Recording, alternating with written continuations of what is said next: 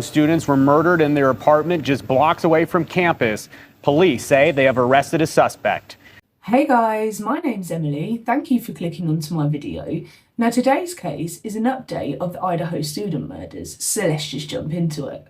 I just wanted to say before we start that everything in this video is alleged for the time being until he's actually been sentenced in a court of law and been proven guilty.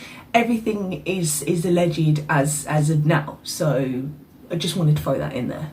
There has been so much information that has been released daily about this case. However, the police have actually managed to find and arrest a man on suspicion of the murder of Kaylee, Maddie, Ethan and Zaina. And this man is Brian Koberger. He has been remanded in prison for obvious reasons until his trial. About a week or so ago, there had been an affidavit that has been released about this case. Now, I'm not going to read the whole thing back to back, but I will give you the gist of what was said in there. However, if you do want to read this and you want to know the ins and outs, I will link this down in the comment box for you to go and search yourselves. Now, the first thing that stuck out for me was, and I quote, "I also later noticed what appeared to be a tan leather knife sheath laying on the bed next to Morgan's right side when viewed from the door.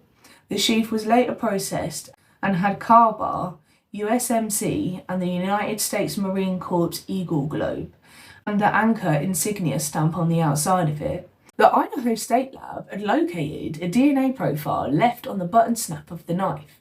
Now ask yourself, was this done on purpose? Did he leave it there as a little teaser, like, you know, back in the day what the other serial killers did? But in this day and age, you can't do that type of shit, especially if you're leaving your prints at the scene." This next bit is about one of the surviving housemates who had actually witnessed the killer leaving the house. But just before I start, I don't want no negative comments about her, because as far as I'm concerned, she is brave for what she has done and what she has been through. Because as much as any of us can say we would have done differently in that situation, we weren't there. We weren't in that situation, and we don't know how scared she was to even move even after the killer had left. We all had originally thought that the two surviving housemates were on the bottom floor, but that wasn't actually the case. One of the surviving housemates was on the bottom floor, but the other one was on the same floor that Zaina and Ethan was on. And in that affidavit, she had said that she'd woken up at approximately about 4 a.m. to what she thought was Kaylee playing with her dog. A short time after, she thought she heard Kaylee say something to the effect of, "There's someone in here." She got up and peeked out of a door to see what was going on. She did this a second time when she heard Zaina crying. She then heard a male's voice, presuming this to be of Ethan, saying, "It's okay, I'm going to help you." She then looked out of her bedroom a third time, but this time she saw the suspect walking towards her. She said that he was in black clothing and had a mask on that covered his mouth and his nose. She had described him as around 5'10", not very muscular but still athletic, and had bushy eyebrows. She said that the male had walked towards her but had walked past her and went out the back door. She had gone back into her room and had phoned the police 8 hours later. Now, I know that last bit, for some people have had their questions, but the fact is, she is still a young girl. She must have been scared out of her wits, like, did he leave? Did he not? Was there someone else? Who knows what would have been going through her mind? It's a scary thing to go through. Now, from Zaina's phone records, it shows that she was on her TikTok account around 4:12 a.m. However, by the time it had reached 4:17 a.m, a security camera that was less than 50 feet away from Zaina's room had picked up distorted whimpering and it picked up a loud thud. A dog can also be heard going nuts in this audio as well. During the processing of the crime scene, the police had actually found a latent shoe print, and in this they found a diamond-shaped pattern which had been identified to being very similar to the Vans type sole, which Brian Koberger actually owned a pair of vans. I'm not going to lie, this dude kind of gives me Ted Bundy and Dexter vibes. Brian Koberger is a 28-year-old PhD student in criminology at the Washington State University. He lived in Pennsylvania with his family and grew up in the Poconos. When he was younger, he was bullied in school about his weight because he was a little bit on the bigger side. However, one of his classmates from Pleasant Valley High had said that when he returned for senior year, he had come back rail thin. He thought it to be a new student and not Brian. He went on to say that he looked so thin that he looked sickly, or like this had just been a new obsession for him. He was bullied when he was overweight, but after the weight loss, he went from victim to aggressor. Another student had said, I don't want to call him weird, but he didn't have any social skills or he didn't know how to make any friends. He was just awkward. He was described by many as a creep and an outcast who freaked out quite a lot of girls who was in his presence. This wasn't just in school. This had transferred out of school as well. A brewery owner in Pennsylvania had said that Brian used to come there and harass the women at his bar. His behaviour caused some concerns for the staff that had worked there, so they put a note into the manager and said, hey, this guy is making creepy comments, keep an eye on him. He'll have 2 or 3 beers and then get quite uncomfortable. So the manager went and had a word with Brian, and he acted like he didn't know what was going on, saying, I don't know what you're talking about, mate. I'm a bit confused. After this chat, Brian never came back to that bar again. Maybe he should have done that ages ago. He probably would have got rid of him a long time ago. Brian seemed to be very antisocial. He would stay up a lot at night time, even a former housemate actually confirming this, that he would be up most of the night. It is also known that Brian had actually struggled with a heroin addiction. However, by 2017, he was clean of any drugs, and he'd actually got a security job at his old high school. From looking into his past education, it had been found that this included undergraduate degrees in psychology and cloud-based forensics. And on top of that, in those records, it had shown that Brian had written an essay for an internship for the Pullman Police Department in the autumn of 2022.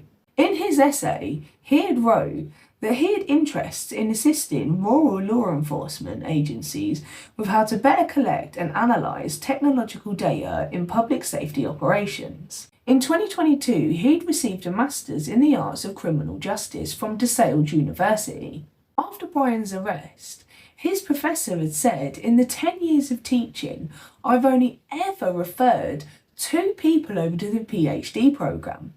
He was one of them. After DeSales, Brian had moved west in the August of 2022. He'd done this to get his PhD in criminal justice and criminology at Washington State University. So this dude was just beyond fucking smart, but he made sure that everybody knew that he was this smart, as one student had made a comment saying that he was awkward and egotistical. Now, just going back to the affidavit, there is one statement that had stuck out from a student, and they had said that Brian had started to open up a little bit more, especially towards the later end of the term. However, the day that these murders had been mentioned, he had not said one word, not mentioned anything. And they had actually said about these murders for quite some time, but yet he didn't have anything to say, anything at all to say about these murders. Not even, wow, 4 people had been murdered, whoa, that's crazy. Just nothing. Their exact words were, he remained quiet and deadpan. I've also completely forgotten to say that Brian had actually owned a white Hyundai Elantra that the police were on the lookout for. And as part of the investigation, they had been granted a warrant for his cellular devices. And this was to determine whether the cellular towers had picked up his phone in the area on the 13th of November between the hours of 3 a.m. and 5 a.m. However, his phone didn't show that it had pinged off the tower. But as stated in the affidavit, Based on their training experience and the conversation with other law enforcement officers that specialise in the utilisation of cellular telephone records as part of their investigation, individuals can leave their cellular telephone at a different location before committing the crime or turning their phone off prior to the crime. They believed that this was done in an effort to avoid alerting the police that he was in the area at the time of the murders. However, as they are experienced, they knew that suspects would surveil their area before the actual murders or the actual crime of whatever they're wanting to do. And what would you know? His phone had been detected in the area. They had found out that Brian's phone had either been switched off or switched on to aeroplane mode at 2:47 on the 13th of November. This was found to be done in the location of his home. The next time his phone had been switched on or detected was at 4:48 a.m. and this was on the state highway south of Moscow. Investigators had linked the cellular phone and the white Hyundai Elantra to Brian Kohberger. The car had been consistent with the cellular pings. Now, the last bit of this affidavit, I feel, is the most important part, because on the 27th of December 2022, Pennsylvania police had actually gone through the Kohberger's bins, where they had gathered a few pieces of rubbish as evidence. But from this, they had gathered a DNA profile, which had actually turned out to be the biological father of the suspect. And as we all know by now, this was Brian Kohberger. And he was arrested on suspicion of the murder of Madison, Kaylee, Ethan and Zaina. He appeared in court on the 5th of January 2023. Count 1 of the criminal complaint charges you with the felony offense of burglary. It alleges that the defendant, Brian C. Kohberger, on or about November 13th of 2022, in Latah County, state of Idaho, did unlawfully enter a residence located at 1122 King Road, Moscow, with the intent to commit the felony crime of murder. The penalty for that offense, if you plead guilty or are found guilty, is not less than 1 year in prison, no more than 10 years in prison, and or a $50,000 fine or both. Do you understand? Yes. Count 2 alleges that you committed the felony offense of murder in the first degree. It alleges that the defendant, Brian C. Kohberger, on or about November 13th, 2022, in Latah County, state of Idaho, did willfully, unlawfully, deliberately, with premeditation, and with malice aforethought, kill and murder Madison Mogen, a human being, by stabbing Madison Mogen, from which she died. The maximum penalty for this offense, if you were to plead guilty or be found guilty, is death or imprisonment for life. Do you understand? Yes. Count 3 alleges that you committed the felony offense of murder in the first degree. It alleges that the defendant, Brian C. Kohberger, on or about November 13th of 2022 in Latah County, state of Idaho, did willfully, unlawfully, deliberately, with premeditation, and with malice aforethought, kill and murder Kaylee Gonsalves, a human being, by stabbing Kaylee Gonsalves, from which she died. Again, the maximum penalty for that offense, if you plead guilty or are found guilty, is death and or imprisonment for life. Do you understand? Yes. Count 4 alleges that you committed the felony offense of murder in the first degree.